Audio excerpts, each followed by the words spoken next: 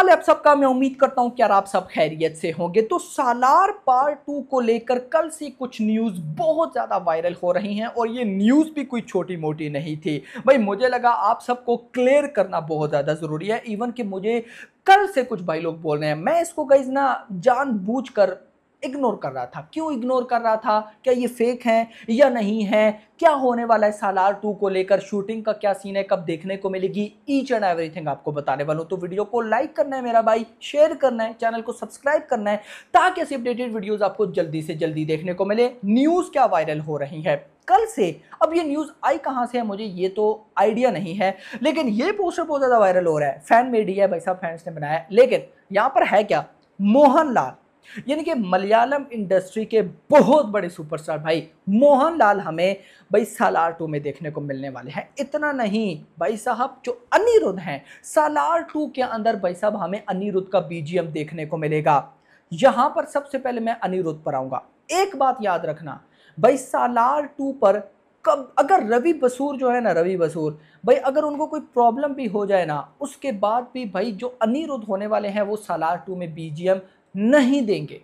सालार 2 के अंदर अनिरुद्ध, अब ऐसा नहीं कि भाई अनिरुद्ध नहीं देना चाह रहे भाई, अनिरुद्ध को तो बुलाओ। तो वो तो अभी तक भाई साहब प्रभास की किसी फिल्म में भी उनका बीजीएम नहीं है, ये नोट करना भाई। देखो नो डाउट मैं इस टाइम अगर नंबर 1 पर किसी को म्यूजिक डायरेक्टर रखता हूं तो वो अनिरुद्ध है। नो डाउट रवि बसूर का भी बहुत बड़ा लेवल है, लेकिन अनिरुद्ध का भाई इसकी वॉइस में जादू है भाई, इस पे कोई डाउट नहीं है मुझे। लेकिन अभी तक भाई अगर मैं ये बोलूं सबसे बड़े म्यूजिक डायरेक्टर अभी तक भाई साहब उसकी कोलैबोरेशन सबसे बड़े superstar pan India superstar Prabhas के साथ नहीं हुई। जब होगी तो क्या होगा, होगी फ्यूचर में। अभी संदीप रेड्डी वहां आने वाला है ना, ऐसी उड़ती उड़ती न्यूज़ेस तो है, तो आएगी न्यूज़। खैर उस बात को छोड़ो, लेकिन यहां पर रवि बसूर के अलावा भाई सालार 2 में और कोई बीजीएम नहीं देगा। यार मुझे बताओ, क्या सालार का बीजीएम नहीं अच्छा था? जो बोलता है नहीं अच्छा था उसको बोलोगे जाके अपने कान ठीक कराए भाई। भाई मैं कहता हूं अलग लेवल का बीजीएम था भाई। देखो मैं यहां पर आपका टाइम लूंगा, एक इंटरेस्टिंग चीज बताता हूं ना, थोड़ा सा इंपॉर्टेंट चीज है, आप सबके लिए जानना बहुत ज्यादा जरूरी है। सालार को इतना क्रिटिसाइज क्यों किया जाता है, क्या आपको पता है? देखो एक पंगा नहीं था ना सालार के साथ, मल्टीपल पंगे थे। आप लोग सोचोगे कि शायद क्लैश की वजह से ये फिल्म 1,000 करोड़ नहीं कर पाई या बहुत बड़ी ब्लॉकबस्टर नहीं बन पाई। एक क्लैश था शाहरुख खान की फिल्म डंकी के साथ, या उससे पहले बहुत सी मूवीज आ चुकी थी, ऐसा सीन भी है किसी हद तक। लेकिन जो बड़ा सीन है वो पता है क्या है? जब KGF 2 का एंड हुआ था, यानी कि भाई साहब 2 महीने उसके रन को कंप्लीट हो गए थे, सालार की शूटिंग स्टार्ट हो गई थी, तो तब से लेकर सालार की रिलीज तक, या भाई बोलूं तो प्रशांत नील के इंटरव्यू तक, हम क्या समझते रहे कि भाई सालार एंड KGF का कनेक्शन। भाई 1.5 साल हमारे माइंड में वही चीज चलती रही, अनबिलीवेबल थ्योरीज बनी। इतनी थ्योरीज के भाई इंडिया में किसी मूवी को लेकर इतनी थ्योरीज नहीं बनी होगी जितनी सालार KGF के यूनिवर्स को लेकर बनी थी। तो मूवी की रिलीज तक हमारे माइंड में वही चलता रहा कि यूनिवर्स यूनिवर्स यूनिवर्स। जब फिल्म आई बहुत से लोगों को समझ ही नहीं आया, क्योंकि बहुत से लोग तो ये इमेजिन करके बैठे थे कि अभी रॉकी भाई आएंगे, अभी आएंगे। तो सारे उसके चक्कर में सालार की स्टोरी को समझना ही भूल गए। ये तो जब सालार, इवन के मेरा रिव्यू देख रहा भाई, रिव्यू में मुझे भी कहानी स्टार्टिंग में बोरिंग लगी, क्योंकि मैं खुद भाई साहब जो है ना वो रॉकी भाई या KGF का मान के चल रहा था कि क्या पता भाई, प्रशांत नील ने बोला भी है लेकिन कुछ हो जाए।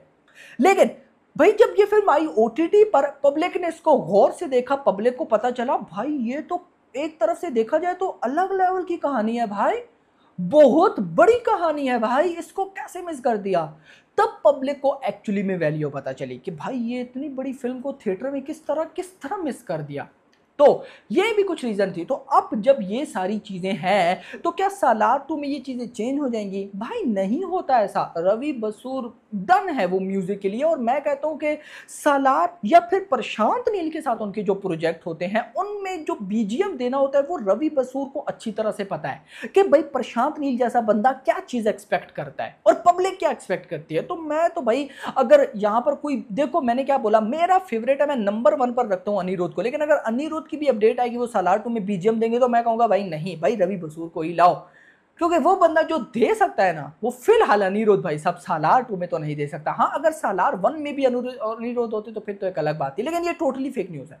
आते हैं मोहनलाल पे। देखो गाइस, जहां तक मुझे समझ में आती है ना, सालार 2 की कास्ट ऑलरेडी डन है। देखो, सालार पार्ट 1 में कुछ अलग नहीं हुआ, जैसा कि कोई बड़ा विलन मर गया हो या फिर कोई नई चीज की एंट्री हो। नहीं यार, सब कुछ तो सेट है। देखो, सालार 2 में विलन पंडित सेट है, यानी कि सारी और इवन के भाई साहब जो मेन मोटिव है वो तो इन दोनों दोस्तों ने, देवावर्धा ने दुश्मन बन जाना है ना, तो सब कुछ कहानी सेट है। तो उसमें मोहनलाल कहां से आ गए? और अभी तक तो भाई साहब सालार 2 पर काम ही नहीं शुरू हुआ। प्रशांत नील जो NTR 31 की लोकेशन सर्च कर रहे हैं, लोकेशन को देख रहे हैं, क्या शूट होना चाहिए क्या नहीं। जो सालार 2 का काम भाई साहब फिलहाल फुल आप समझो रखो। एक बात याद रखना, साथ साथ कोई थोड़ी बहुत शूट चलती रहे उसका मुझे आइडिया नहीं, लेकिन NTR 31 या आप समझो कि प्रभास की जब तक स्पिरिट नहीं आ जाती ना, सालार 2 तो फ्लोर्स पर नहीं जाने वाली। और जो लोग ये समझकर बैठे हैं कि सालार 2 अगले साल 2025 के एंड पर आएगी, या जो ये समझ रहे हैं कि 2026 के एंड पर आएगी, तो आप लोगों की भूल है। 2027 मान के चलो, उससे पहले तो भाई भूल जाओ कि ये फिल्म आपको देखने को मिलेगी। जी मेरा भाई, तो अब आप लोग भाई साहब क्या चाहते हैं कि मोहनलाल सर होने चाहिए या नहीं, कमेंट सेक्शन के अंदर बताइए। और अनिरुद्ध का भी क्या आपको लगता है, कमेंट सेक्शन के अंदर बताइएगा। लेकिन भाई मोहनलाल का तो मुझे नहीं पता, अगर उनको किसी वजह से अप्रोच भी किया गया है तो आई डोंट नो कि क्या होने वाला है, लेकिन one of the best actor हैं वो तो नो डाउट। लेकिन भाई अनिरुद्ध का मैं बोलूंगा कि वो नहीं होने चाहिए, रवि बसूर होने चाहिए। आई थिंक ऐसा मैं फर्स्ट टाइम बोल रहा हूँ कि अनिरुद्ध नहीं होने चाहिए। तो आपके इस बारे में क्या है, कमेंट सेक्शन के अंदर बताइएगा। वीडियो पसंद, वीडियो को लाइक करना, चैनल को सब्सक्राइब करना, और अगली आने वाली video. Thanks for watching. Just the first three hours of a 6-hour movie that I have come up with. Probably I'll learn from this experience and do a better job of it next time. It's nasty is what I heard. Yeah. And I really wish that it did not come down to something like that, because both the stars are huge in Indian cinema. This was a solo release, or if Dunki was a solo release, I don't think this would have come up. Salar 2 has to happen at some point of time. KGF 3 also has to happen. It's literally like a promise, and I'm very, very, very, very keen to show this. So ಇವರಿಬ್ಬರು most favourite ಜನರು, ತುಂಬ ಅದ್ಭುತ ವ್ಯಕ್ತಿಗಳು. Prashant sir ಶುರುವಿಂದನೂ ನನಗೆ, ನಾನು ಅವ್ರನ್ನ ಭೇಟಿಯಾದಾಗೆಲ್ಲ ಅವರು ನನ್ನ ಕೆಲಸಗಳ ಬಗ್ಗೆ ವಿಶ್ ಮಾಡ್ತಾಯಿದ್ರು, ನಾನು ಅವ್ರ ಕೆಲಸಗಳ ಬಗ್ಗೆ ಹೇಳ್ತಾನೆ ಇದ್ದೆ. ಆ್ಯಂಡ್ ಪ್ರಶಾಂತ್ ಸರ್ ಮನೆಯಲ್ಲೇ ನಾನು ಜೂನಿಯರ್ NTR ಅವ್ರನ್ನ ಭೇಟಿಯಾಗುವಂಥ ಒಂದು ಅವಕಾಶ. ಈಗ ಸ್ವಲ್ಪ ಶೇಪ್ ಚೇಂಜ್ ಆಗಿದೆ ನಂದು. ಸೊ ಮೊದಲು ನನ್ನ ಹೇರ್ ಇದೇ ಥರ ಇದ್ದು ಮಿನಿಮಮ್ ದಾಡಿ ಇದ್ದಾಗ ತುಂಬ ಜನ ಕಂಪೇರ್ ಮಾಡೋರು, ಒಂದೇ ಥರ ಕಾಣಿಸ್ತೀರ ಅನ್ನೋ ಥರದಲ್ಲಿ. ಅವ್ರ ತಾಯಿ ನಮ್ಮೂರವರು, ಹಾಗಾಗಿ ಇವರು ನಮಗೊಂಥರ ಅಣ್ತಮ್ಮಂಥರ ಫೀಲಿಂಗು. ಸೊ ನಮ್ಮೂರವರೇ ಇರುವಂಥ, ಅವರು ತೆಲುಗು ಅವರ ಥರ ಫೀಲ್ ಇಲ್ಲ. ಸೊ ಆ್ಯಂಡ್ ಅವ್ರನ್ನ ನಾನು ಫಸ್ಟ್ ಟೈಮ್ ಅಷ್ಟೊತ್ತು ಭೇಟಿಯಾಗಿದ್ದೆ ಮುಂಚೆ, ಫಸ್ಟ್ ಟೈಮ್ ಅಷ್ಟೊತ್ತು ಅವ್ರ ಜೊತೆ ಕಾಲ ಕಳೆಯುವಂಥ ಒಂದು ಅವಕಾಶ ಸಿಕ್ಕಿರೋದು.